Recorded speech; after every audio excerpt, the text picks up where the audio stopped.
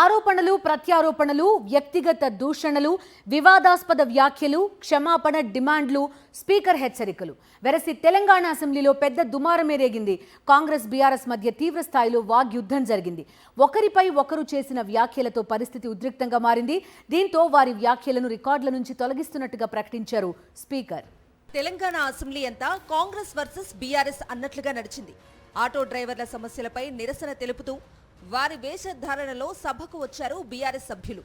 విదేశాల్లో ఉన్నత విద్య కోసం పేద విద్యార్థులకు అందించే ఓవర్సీస్ స్కాలర్షిప్లపై అధికార ప్రతిపక్ష నేతల మధ్య తీవ్ర వాగ్వాదం జరిగింది. ఆటో కార్మికులకు ఇచ్చిన హామీలను వెంటనే పెండింగ్ బిల్లులు ఇవ్వకుండా విద్యార్థులను ఇబ్బందులకు గురి చేస్తున్నారని బీఆర్ఎస్ ఎమ్మెల్యే వివేకానంద్ ఆరోపించారు. ఓవర్సీస్ స్కాలర్షిప్ స్కీమ్ను ఎత్తివేసే కుట్రలు చేస్తున్నారన్నారు.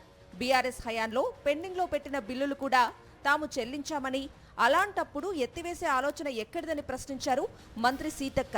అంటే విదేశాల్లో వెళ్ళి సెకండ్ ఇన్స్టాల్మెంట్ థర్డ్ ఇన్స్టాల్మెంట్ రాక ఇబ్బంది పడుతూ ఉన్నారు. చాలా అంటే చాలా మాకు డైరెక్ట్గా మాకు కానివ్వండి, మీకు కూడా సంబంధించిన మీ నియోజకవర్గాలు ఉన్నటువంటి వ్యక్తులకు కూడా ఖచ్చితంగా ఒక ప్రశ్నలు పెండింగ్ ఉన్నటువంటి బిల్స్ గురించి పదే సెకండ్ ఇన్స్టాల్మెంట్ థర్డ్ ఇన్స్టాల్మెంట్ ఎప్పుడు వస్తే అడుగుతున్నారు అధ్యక్ష. మీ గవర్నమెంట్ లో మీరు పెండింగ్ పెట్టినే మేము పే చేసినాం 244 కోట్ల రూపాయలు. మీరు పెండింగ్ పెడితే మేము వచ్చిన తర్వాత 140 కోట్ల రూపాయలు క్లియర్ చేయడం జరిగింది. ఇంకా ఎత్తివేత అనేది ఉంటే ఇంకా క్లియర్ ఎట్లా చేస్తాం సార్? ఇంకా ఉంచరా అంటే అన్ని ఆల్ డిపార్ట్మెంట్స్ కి సంబంధించి కాబట్టి మాకు కొన్ని ప్రాసెస్ చేస్తా ఉన్నారు. ఇంకా కొన్ని నిబంధనలు పెట్టి తీసుకొస్తారు. ఈ క్రమంలోనే కాంగ్రెస్ ప్రభుత్వ పాలనపై తీవ్ర ఆరోపణలు చేశారు ఎమ్మెల్యే వివేకానంద. దీన్ని సీరియస్ గా తీసుకున్న శాసనసభ వ్యవహారాల శాఖ మంత్రి శ్రీధర్ బాబు రూల్ బుక్ కు విరుద్ధంగా వ్యవహరిస్తున్నారని ఆగ్రహం వ్యక్తం చేశారు. రోజుకో వేషంతో వచ్చి ఇష్టం వచ్చినట్టు మాట్లాడుతున్నారని మండిపడ్డారు. నిన్న అయ్యప్ప స్వామి డ్రెస్సులు వేసుకొని వచ్చిండ్రు. చాలా గౌరవంగా భక్తి హృదయంతో ఉంటారు అనుకున్నాము. మళ్ళా మధ్యాహ్నం చూస్తే అదే లొల్లి, అదే గడబడు. ఈ రోజు ఆటో సోదరులకు సంబంధించిన డ్రెస్ వేసుకొచ్చిండ్రు. చాలా సంతోషం. వారి సమస్యలను గుర్తించిందని అనుకుంటా ఉన్నాం. వారు ఇక్కడ కూర్చున్నప్పుడు ఏం చేసిండ్రు అధ్యక్ష? ఆటోకు సంబంధించిన వారి ఆటో రిక్షాలకు సంబంధించిన ట్యాక్సులు పెంచారు. వారికి కొత్త పర్మిషన్లు ఇవ్వలేదు. కాంగ్రెస్ సభ్యుల నిరసనతో ఎమ్మెల్యే వివేకానంద్ వ్యాఖ్యలను రికార్డుల నుంచి తొలగిస్తున్నట్లు ప్రకటించారు స్పీకర్ గడ్డం ప్రసాద్ కుమార్. ఈ సమయంలో తమకు అవకాశం ఇవ్వాలంటూ పదే డిమాండ్ చేసిన ఎమ్మెల్యే పాడి కౌశిక్ రెడ్డిని సస్పెండ్ చేస్తానని హెచ్చరించారు. వివేకానంద గారు మాట్లాడిన అనుచిత వ్యాఖ్యలను రికార్డుల నుంచి తొలగిస్తున్నాను.